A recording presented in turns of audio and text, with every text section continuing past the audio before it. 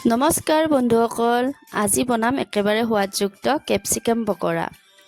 প্ৰথমতে কেপচিকামখিনি ভালকৈ ধুই ল'লোঁ। এতিয়া কেপচিকামখিনিৰ মাজেৰে কাটি ভিতৰৰ গুটিবিলাক উলিয়াই ল'ম।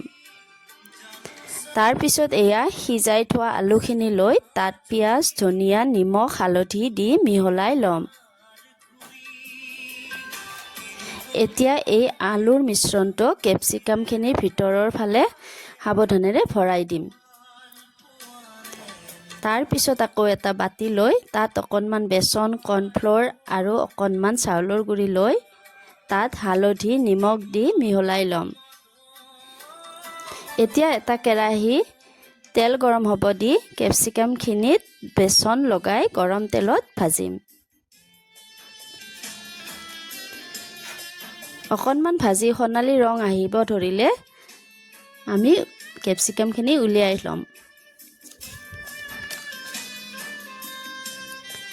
বাহিৰৰ ফালে ক্ৰিপচি, ভিতৰৰ ফালে নৰম আলু, একেবাৰে মজা। আপোনালোকেও এবাৰ ঘৰত চেষ্টা কৰি চাবচোন। ধন্যবাদ।